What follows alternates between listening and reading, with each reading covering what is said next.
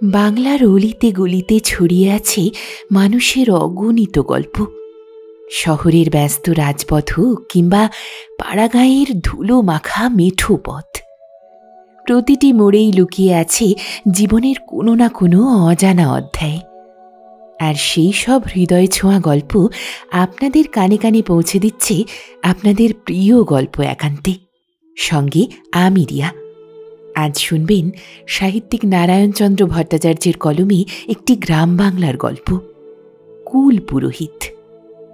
আমাদের প্রচেষ্টা ও গল্প ভালো লেগে থাকলে সাবস্ক্রাইব করে সঙ্গে থাকবেন। চলুন শোনা যাক আজকের গল্প।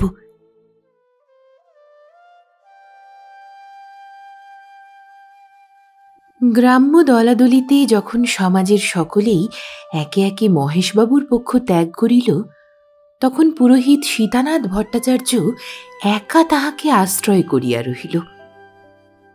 এদিকে সমাজের লোকেদের মতো কমলা দেবীও তাহার প্রতি বিরূপ হইয়াছিলেন।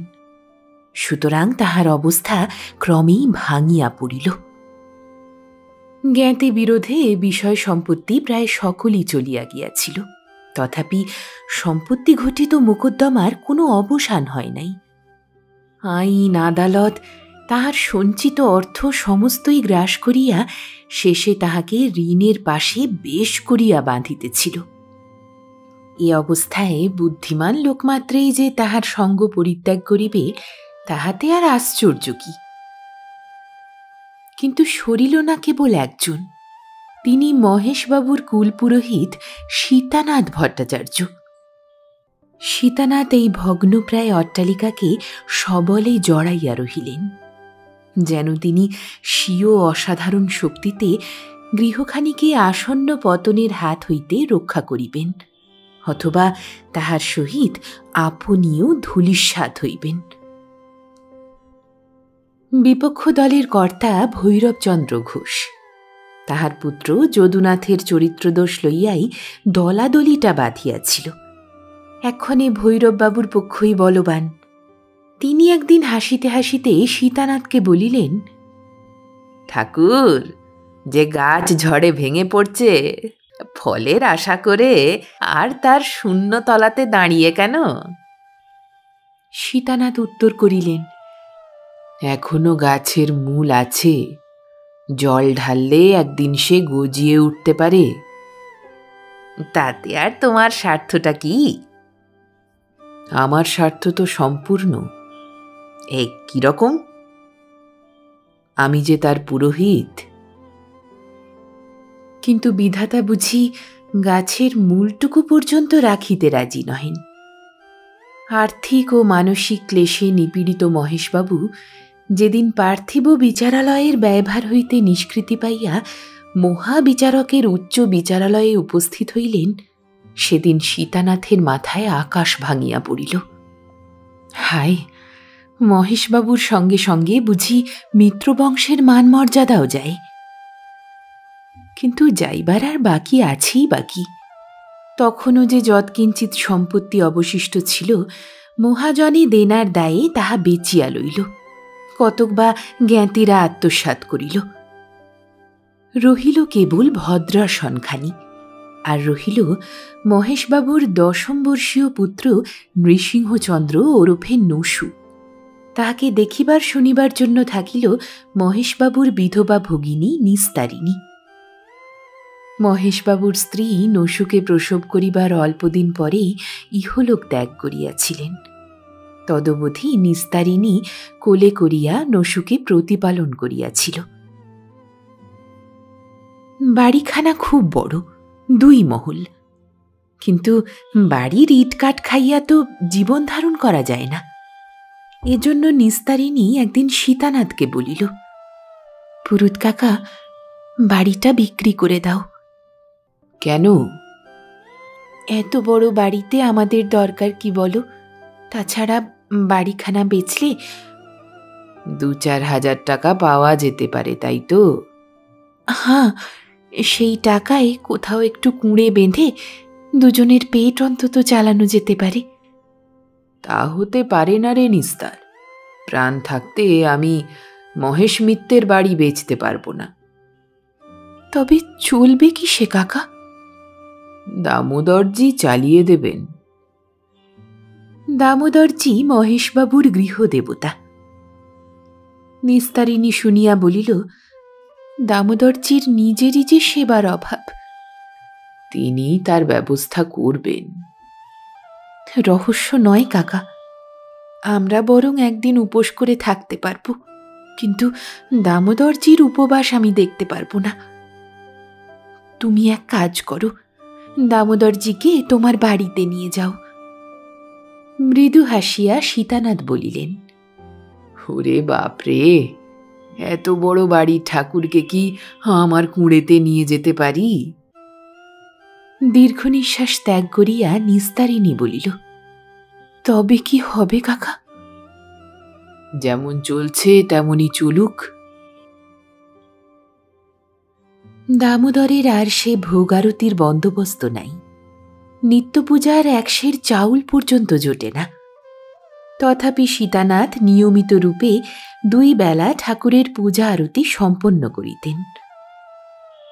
সীতানাথ প্রত্যহ প্রভাতে কতকগুলা চাউল কোঁচার খুঁটে বাঁধিয়া তাহা গুপ্তভাবে রাখিয়া যজমান বাড়িতে যাইতেন। পূজা শেষে তিনি কখনো সে চাউল ফিরাইয়া আনিতেন, কখনো বা আনিতেন না। নিস্তারিণী তাহা লইয়া যাইতে বলিলে তিনি বলিতেন, আজ অমুক গ্রামে বড় জরুরি কাজ আছে, পারি তো কাল নিয়ে যাব, আর তোমাদের যদি দরকার হয় খরচ করে নিও, পরে একবারে বসে সব হিসেব করে নেব। ব্রাহ্মণের মনোভাব বুঝিয়া নিস্তারিণীর চক্ষু দিয়া ঝরঝর করিয়া জল গড়াইত। সীতানাথের এরূপ জরুরি কাজ প্রায়ই আসিত, আর সেই পূজার চাউলে নিস্তারিণীর ক্ষুণ্ণিবৃত্তি হইত।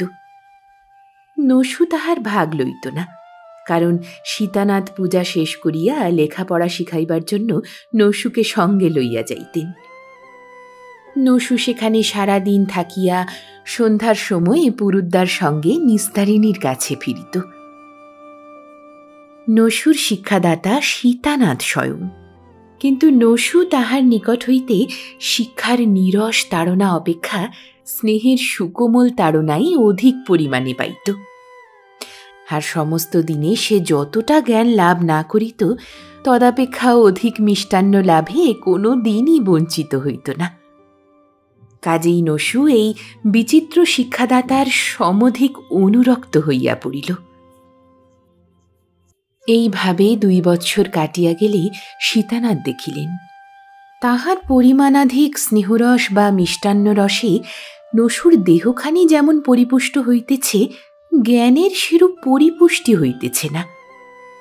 তাহার প্রদত্ত অন্ন নসুকে আপাত যন্ত্রণাকর অভাবের হস্ত হইতে রক্ষা করিতে পারে বটে, কিন্তু উহার ভাবী উন্নতির পথ মুক্ত করিয়া দিতে পারে না। অনেক ভাবিয়া চিন্তিয়া সীতানাথ নসুকে কলিকাতায় পাঠাইতে মনস্থ করিলেন। কলিকাতায় তাহার এক আত্মীয় বাস করিতেন, তাহার নিকট রাখিয়া নসুকে লেখাপড়া আর কাজকর্ম শিখাইবেন স্থির করিলেন। নিস্তারিণী ইহা শুনিয়া কাঁদিতে লাগিল। কাঁদিবার কারণও ছিল। 50 বৎসর আগেকার কলিকাতা আর এখনকার কলিকাতায় স্বর্গনরক প্রভেদ। তখনকার কলিকাতাকে পল্লীগ্রামবাসীরা একটা ভয়ঙ্কর স্থান বলিয়া জানিত। বাস্তবিক ছিল তাহাই। তৎকালীন কলিকাতার অপেক্ষা অস্বাস্থ্যকর স্থান বঙ্গদেশে ছিল না বলিলেই হয়। এহেন স্থানে বালক নসুকে পাঠাইতে নিস্তারিণী সহজে স্বীকৃত হইল না। নসু ও পুরুদ্দাকে ছাড়িয়া যাইতে চাহিল না। সীতানাথ নিস্তারিণীকে অনেক বুঝাইয়া, নসুকে অনেক প্রলোভন দেখাইয়া শুভ দিনে স্বয়ং তাহাকে কলিকাতায় রাখিয়া আসিলেন। নিস্তারিণী কয়েকদিন অন্ন জল পরিত্যাগ করিল।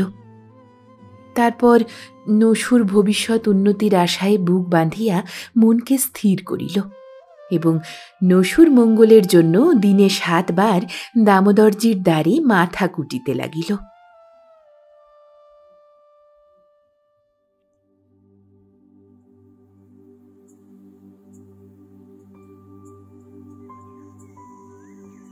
নসুকে কলিকাতায় রাখিয়া সীতানাথ ফিরিয়া আসিলে একদিন ভৈরববাবু তাহাকে বলিলেন, কি ঠাকুর, খুব যে জল ঢালছ। সীতানাথ উত্তর করিলেন, আপনারাও তো আগুন জ্বালাতে কসুর করেন নাই, কিন্তু এ পোড়া গাছে ফল ফলবে কি? ফলের আশাতেই লোকে কাজ করে, নিষ্ফলতার আশায় করে না। কিন্তু দেখো, শেষে যেন হাতের চেয়ে ফল বড় না হয়। সীতানাথ ঈষৎ হাসিয়া বলিলেন, আপনার মুখে ফুল চন্দন পড়ুক, আমিও ভগবানের কাছে তাই প্রার্থনা করি। দিনের পর দিন যাইতে লাগিল। শীতের পর গ্রীষ্ম, গ্রীষ্মের পর শীত, এমনি করিয়া 10টি শীত গ্রীষ্ম আসিল, আবার চলিয়া গেল।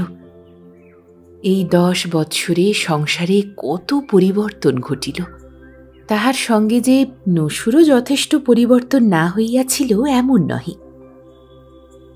সীতানাথের আত্মীয়টি 2 বৎসর কাল নসুকে নিজের কাছে রাখিয়া তৎকাল প্রচলিত ইংরাজি পারস্য ভাষায় কতকটা ব্যুৎপন্ন করিয়া দিলেন।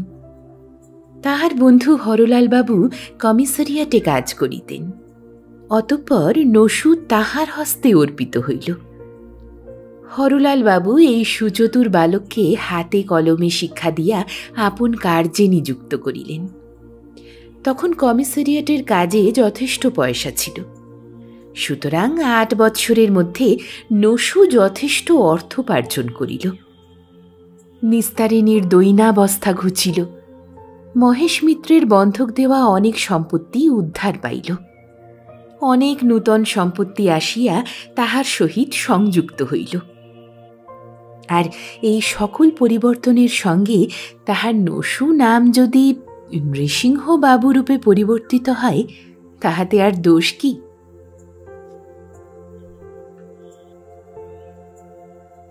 10 বৎসর পরে একখানি নৌকা আসিয়া গোপালনগরের প্রান্তবাহিনী ভদ্রার ঘাটে লাগিল।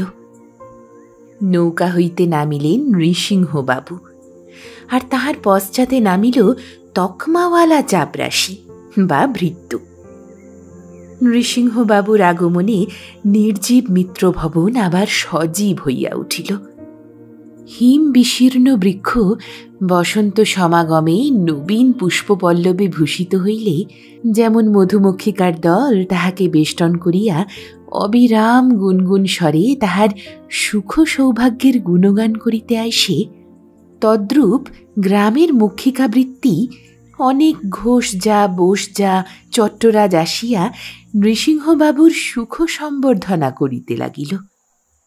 যাহাদের কৃপায় নৃসিংহবাবুর পিতৃদেব সমাজ বহিষ্কৃত ও সর্বশান্ত হইয়া মৃত্যুর শান্তিময় ক্রোড়ে আশ্রয় লইতে বাধ্য হইয়াছিলেন, এক্ষণে তাহাদের মধ্যেও অনেকে আসিয়া নিজদিগকে নৃসিংহবাবুর চির শুভানুধ্যায়ী বলিয়া আলাপ করিতে কিছুমাত্র কুণ্ঠিত হইলেন না। ইহাদের মধ্যে ভৈরববাবুও একজন। তাহার পুত্র যদুনাথ এখন নৃসিংহচন্দ্রের পরম বন্ধু হইয়া উঠিল।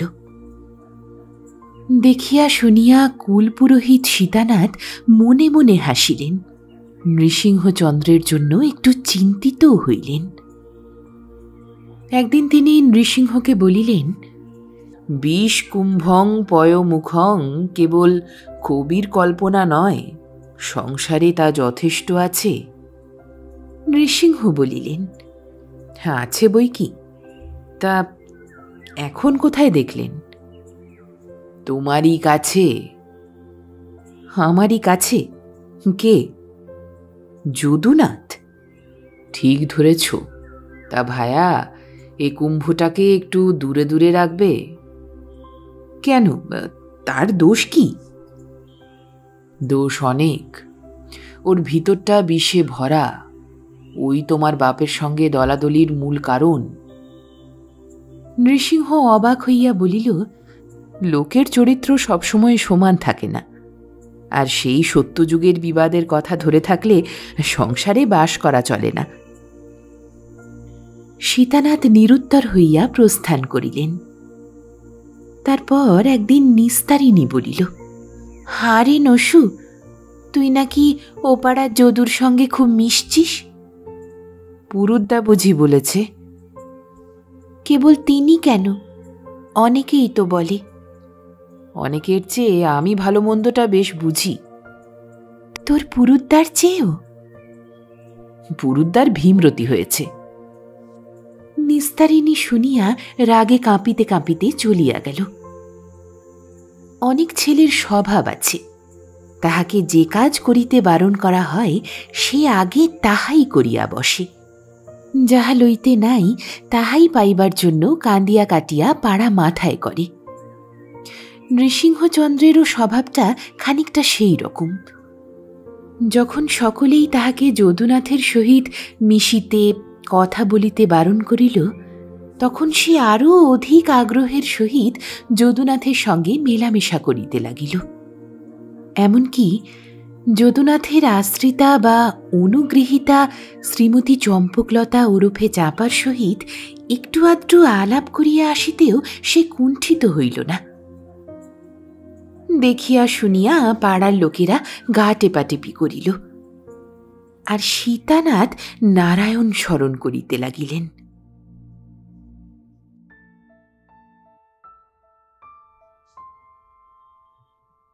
এখন হইতে সীতানাথ দামোদরের পূজাদি কার্যে পুত্র রামেশ্বরকেই পাঠাইতেন, নিজে আর বড় একটা যাইতেন না। সেদিন সন্ধ্যার পর রামেশ্বর দামোদরের আরতি শেষ করিয়া যখন বাড়ি ফিরিতেছিল, তখন একখানা কালো মেঘ বিরাট বপু বিস্তার করিয়া সমগ্র আকাশ ছাইয়া ফেলিল। ঘন অন্ধকারে পথ ঘাট সমাচ্ছন্ন, মাঝে মাঝে বিদ্যুৎ চমকাইতেছিল, গভীর গর্জনে মেঘ ডাকিতেছিল। ঝড় উঠিবার বুঝি উপক্রম হইতেছিল। রামেশ্বর ঘন অন্ধকারাচ্ছন্ন পল্লীপথ অতিক্রম করিয়া দ্রুত পদে চলিল। কিন্তু অধিক দূর না যাইতেই প্রচণ্ড ঝটিকা প্রবাহ পথের ধুলা উড়াইয়া গাছের ডাল ভাঙিয়া উন্মত্ত দানবের ন্যায় গর্জন করিতে করিতে ছুটিল। সঙ্গে সঙ্গে বজ্রনাদে আকাশ পৃথিবী কম্পিত করিয়া মুষলধারে বৃষ্টি পড়িতে লাগিল। বিদ্যুতের তীব্র স্ফুরণে চক্ষু ঝলসিয়া যাইতে লাগিল। রামেশ্বর আশ্রয়ের জন্য চারিদিকে চাহিল। বিদ্যুতালোকে দেখিল সম্মুখেই একখানি গৃহ। রামেশ্বর ছুটিয়া গিয়া তাহার দাবায় উঠিয়া দাঁড়াইল। গৃহদ্বার ভিতর হইতে বন্ধ, দাবাও স্বল্প পরিসর, সুতরাং রামেশ্বর সেখানে গিয়াও নিষ্কৃতি পাইল না।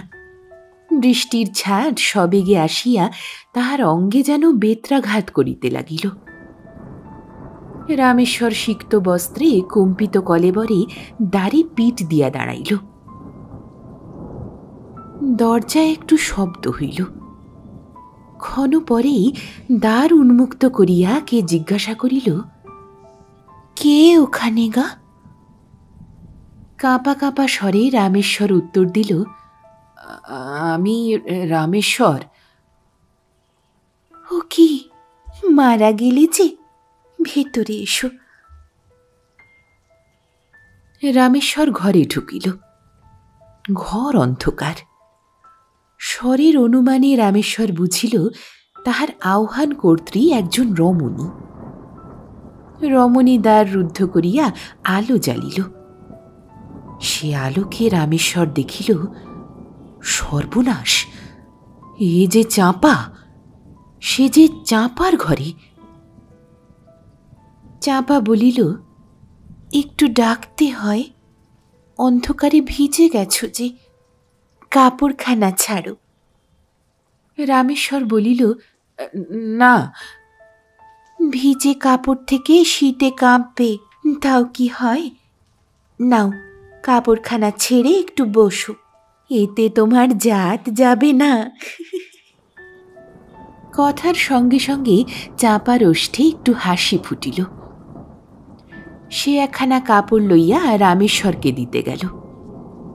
রামেশ্বর ভয়ে এদিকে ওদিকে চাহিয়া ব্যস্তভাবে দ্বার খুলিয়া সেই ঝড় বৃষ্টি অন্ধকারের মধ্যে ছুটিয়া বাহির হইল।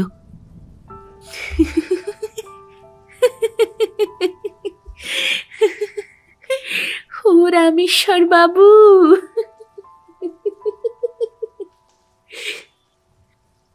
চাঁপা হো হো করিয়া হাসিয়া উঠিল। তাহার হাস্যধ্বনি ঝটিকার ভীম গর্জনে বিলীন হইয়া গেল। তাহা রামেশ্বরের কর্ণে প্রবেশ করিল না।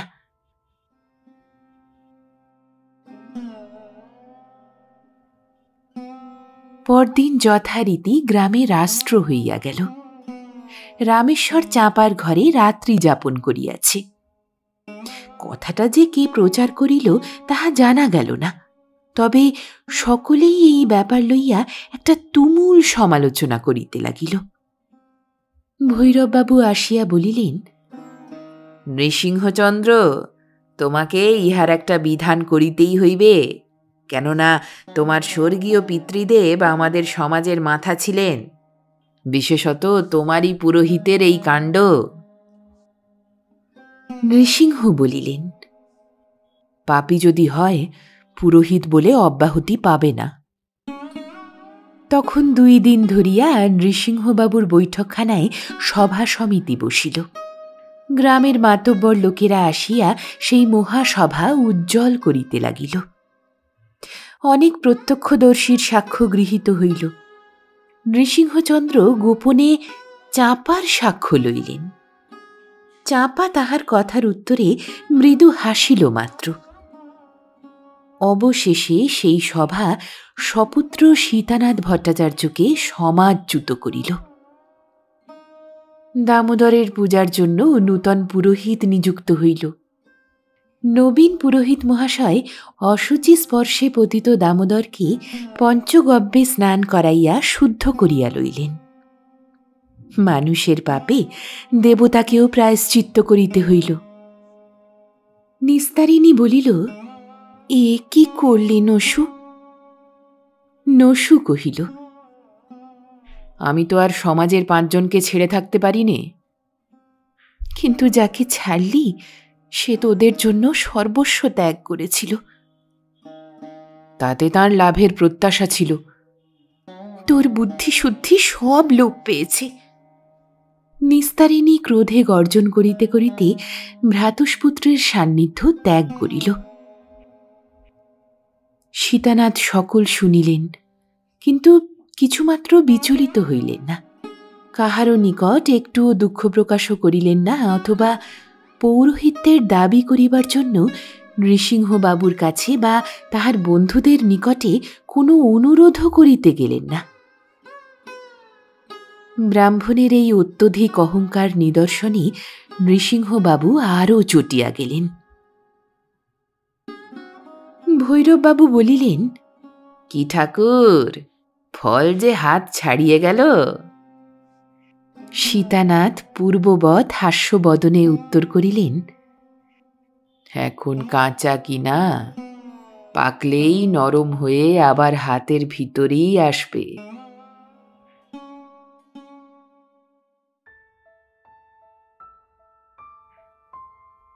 একদিন প্রভাতে গ্রামের ভিতর ভয়ানক হইচই পড়িয়া গেল। চাঁপাকে কে ছুরি মারিয়া খুন করিয়াছে।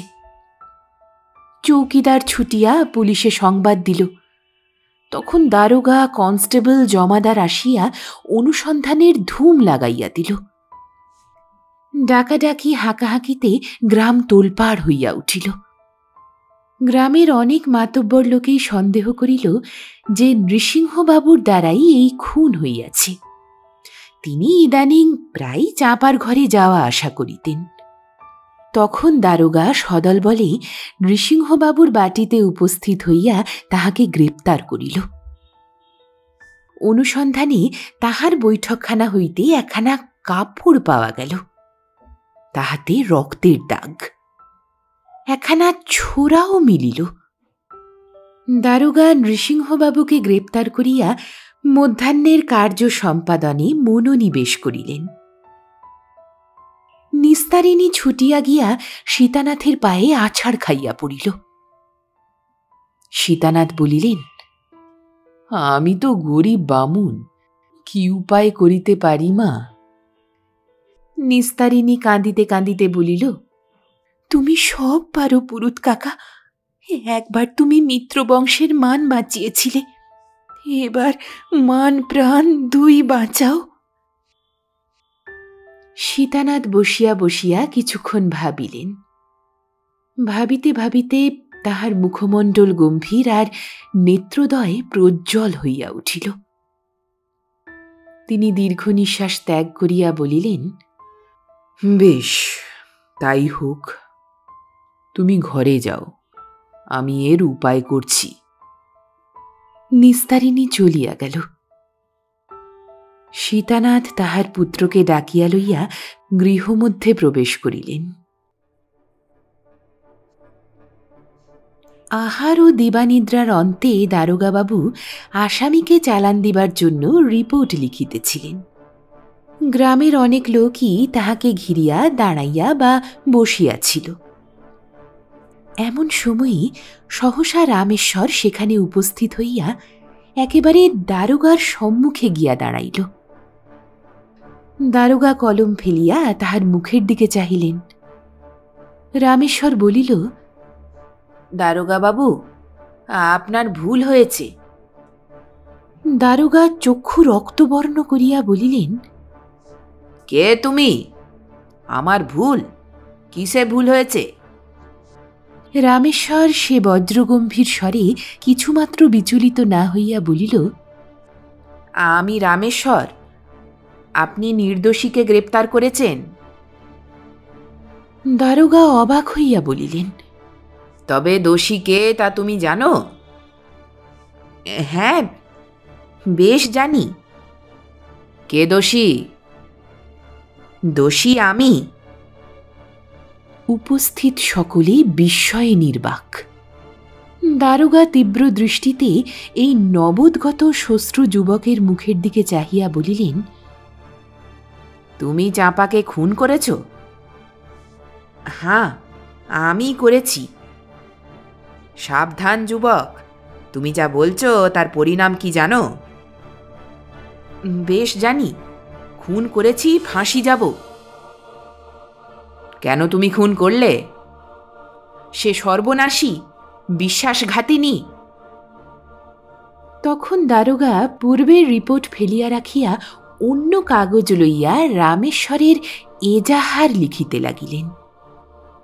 রামেশ্বর যাহা বলিল তাহার সারমর্ম এই, সে অনেক দিন হইতে চাঁপার সহিত গুপ্ত প্রণয়ে আসক্ত, এজন্য তাহাকে সমাজচ্যুত হইতে হইয়াছে। গ্রামের সকলেই তাহার সাক্ষী। তথাপি সে চাঁপাকে ত্যাগ করে নাই, কিন্তু সেই চাঁপা ইদানিং অর্থলোভে নৃসিংহবাবুর উপর আসক্ত হইয়াছিল এবং তজ্জন্য সে রামেশ্বরকে তাড়াইয়া দিয়াছিল। সেই জাত ক্রোধে রামেশ্বর চাঁপাকে খুন করিয়াছে। এজাহার শেষ হইলে রামেশ্বর কাপড়ের ভিতর হইতে একখানা ছুরি বাহির করিয়া বলিল, এই দেখুন, এই ছুরিতে আমি সেই সর্বনাশীকে হত্যা করেছি। এখনো ছুরিতে রক্তের দাগ আছে। রামেশ্বর দারোগার সম্মুখে ছুরিখানা ফেলিয়া দিল। দারোগা দেখিলেন বাস্তবিকই তাহাতে রক্তের দাগ।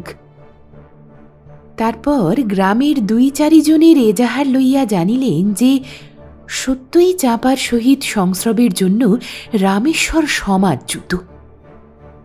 তখন দারোগা নৃসিংহবাবুর হাতের হাতকড়ি খুলিয়া লইয়া রামেশ্বরের হাতে পরাইয়া তাহাকে লাশের সহিত কোর্টে চালান দিলেন। যথাসময়ে ম্যাজিস্ট্রেটের নিকট রামেশ্বরের বিচার আরম্ভ হইল। যদুনাথের পরামর্শে নৃসিংহবাবু তাহার পক্ষে একজন উকিল নিযুক্ত করিয়াছিলেন। যদুনাথ বলিয়াছিল, ভাই, বামুনের ছেলে তোমাকে বাঁচিয়ে দিলে, তার জন্য তো একটা উকিল খাড়া করা দরকার। নৃসিংহবাবু উত্তর করিয়াছিলেন, যে নিজ মুখে খুন স্বীকার করেছে তার উকিলে কি করবে? যদুনাথ বলিয়াছিল, কিছু না করুক, তোমারও তো একটা সুনাম হবে। মোকদ্দমার দিন গ্রামের অনেকেই আদালতে উপস্থিত হইয়াছিল, কেহ সাক্ষ্য দিবার জন্য, কেহ বা রামেশ্বরের পরিণাম দেখিবার জন্য। সীতানাথ ও নৃসিংহবাবু উপস্থিত ছিলেন, কিন্তু যদুনাথ ছিল না। সেদিন তাহাকে আর খুঁজিয়া পাওয়া যায় নাই। বিচারে অধিক সময় নষ্ট হইল না, কারণ আসামি নিজেই নিজের অপরাধের সকল প্রমাণ জোগাড় করিয়া দিল। ম্যাজিস্ট্রেট আসামিকে দায়রা সোপরদ্দ করিয়া রায় লিখিতে বসিলেন। সকলেই আগ্রহপূর্ণ দৃষ্টিতে ম্যাজিস্ট্রেটের মুখের দিকে চাহিয়া রহিল। ম্যাজিস্ট্রেট রায় লিখিতে লিখিতে একবার আসামির মুখের দিকেও চাহিতেছিলেন। সে মুখ তেমনি প্রশান্ত, তেমনি সমুজ্জ্বল, তাহাতে ভীতি বা উদ্বেগের রেখা মাত্র নাই। ম্যাজিস্ট্রেট ভাবিতেছিলেন, কেন এ যুবক আত্মহত্যায় উদ্যত। আদালত গৃহ নীরব, নিস্তব্ধ। সহসা সেই নিস্তব্ধতা ভঙ্গ করিয়া প্রহরীদের হাত ছাড়াইয়া এক ব্যক্তি উন্মাদের ন্যায় ছুটিয়া আসিয়া ম্যাজিস্ট্রেটের সম্মুখে দাঁড়াইল। চিৎকার করিয়া বলিল, দোহাই হুজুর, রক্ষা করুন, বামুনের ছেলেকে রক্ষা করুন। প্রহরীরা তাহাকে দূরে সরাইবার চেষ্টা করিতে তাহার হাত ধরিয়া টানিল। সে আরও জোরে চিৎকার করিয়া বলিল, দোহাই হুজুরের, মহারানীর দোহাই, ও বামুনের ছেলে নির্দোষ, ওরে ফাঁসি দেবেন না। ম্যাজিস্ট্রেট তীক্ষ্ণ দৃষ্টিতে তাহার দিকে চাহিয়া গম্ভীর স্বরে বলিলেন, কে তুমি? কি বলছো? আগন্তুক উত্তর করিল, আমি যদুনাথ ঘোষ, চাঁপার হত্যাকারী। রামেশ্বরকে ছেড়ে দিন, ও বামুনের ছেলে নির্দোষ। ম্যাজিস্ট্রেট কহিলেন, যদি নির্দোষ তবে নিজে মুখে দোষ স্বীকার করেছে কেন? নৃসিংহবাবুকে বাঁচাবার জন্য। নৃসিংহবাবু অবাক হইয়া গেলেন। ম্যাজিস্ট্রেট বলিলেন, তোমার কথা বোঝা যাচ্ছে না, কি বলতে চাইছো তুমি? যদুনাথ কহিল, আমি বুঝিয়ে দিচ্ছি। চাঁপা অনেক দিন থেকে আমার রক্ষিতা। রামেশ্বরের সঙ্গে তার যে সংস্রব রটনা হয় সেটা মিথ্যা, গ্রামের লোকের চক্রান্ত। আমি সেই চক্রান্তকারীর মধ্যে প্রধান। তারপর ইদানিং আমি আমার বন্ধু নৃসিংহবাবুকে নিয়ে মাঝে মাঝে চাঁপার ঘরে যেতাম। নৃসিংহবাবু তো ধনবান, সুতরাং চাঁপা ক্রমে তার প্রতি অনুরক্ত হয়ে পড়ে। আমার তা সহ্য হতো না। এই বিষয় নিয়ে চাঁপার সঙ্গে আমার বচসা হতো। এখন হতে চাঁপা আমার অগোচরেই নৃসিংহবাবুর সঙ্গে দেখা আরম্ভ করে। আমি তা মানতে না পেরে চাঁপাকে প্রহার করি। তাতে সে আমাকে ভয়ানক গালাগালি দেয়। আমি রাগ সামলাতে না পেরে তাকে খুন করি। গ্রামের অনেক লোকই আমার পিতার বাধ্য। তাদের ষড়যন্ত্রে পুলিশ নৃসিংহবাবুকে সন্দেহ করে গ্রেপ্তার করে। নৃসিংহবাবুর মান প্রাণ বাঁচাবার জন্য রামেশ্বর নিজের ঘাড়ে সকল দোষ চাপিয়ে নিয়েছে। রামেশ্বর দোষ স্বীকার করায় প্রথমে আমার খুব আনন্দ হয়েছিল, কিন্তু শেষে সে আনন্দের উচ্ছ্বাস অনুতাপের তীব্র অগ্নিশিখায় পরিণত হলো। একে তো স্ত্রী হত্যা করেছি, তার উপরে ব্রহ্ম হত্যা করি কেমনে? যে ভয়ানক পাপ করেছি তার প্রায়শ্চিত্তের জন্য আমি নিজে ধরা দিতে এসেছি। মোকদ্দমা আরম্ভ হইতেই রামেশ্বরের অপরাধ সম্বন্ধে ম্যাজিস্ট্রেটের মনে বিষম সন্দেহ উপস্থিত হইয়াছিল। রামেশ্বরকে দেখিয়া, তাহার নির্ভীক উত্তর শুনিয়া তাহাকে কিছুতেই অপরাধী বলিয়া মনে হয় না। কেবল তাহার স্বীকারোক্তিতেই বাধ্য হইয়া ম্যাজিস্ট্রেট তাহাকে দায়রা সোপরদ্দ করিতেছিলেন। এক্ষণে পুনরায় সাক্ষ্য প্রমাণ লইয়া তিনি যদুনাথকে অভিযুক্ত করিলেন। রামেশ্বর মুক্তি পাইল। ম্যাজিস্ট্রেট তাহার মুখের দিকে চাহিয়া বলিলেন, যুবক, কেন তুমি এরূপে আত্মহত্যায় উদ্যত হয়েছিলে? রামেশ্বর প্রফুল্ল মুখে বলিল, পিতার আদেশে। নৃসিংহবাবুর ভ্রান্তি দূর হইল। তিনি সীতানাথের পা জড়াইয়া ধরিয়া বলিলেন, পুরুদ্দা, আমার জন্য আপনি পুত্র হত্যায় উদ্যত হয়েছিলেন? মৃদু হাসিয়া সীতানাথ বলিলেন, তুমি ভুলে যাচ্ছ আমি যে তোমার পুরোহিত। কিন্তু আমি তো আপনাকে ত্যাগ করেছি। সীতানাথ প্রফুল্ল মুখে জানাইল, তুমি ত্যাগ করলেই তো ত্যাগ হলো না, আমি যে তোমারই কুল পুরোহিত।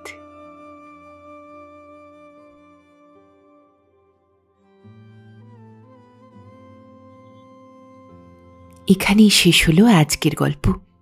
গল্প ভালো লেগে থাকলে একটি লাইক করতে ভুলবেন না, আর পরিচিত মানুষের সাথে শেয়ার অবশ্যই করবেন। একমাত্র আপনাদের ভালোবাসায় আমরা এগিয়ে চলতে পারি। ভালো থাকুন, সুস্থ থাকুন, আর শুনতে থাকুন গল্প একান্তে।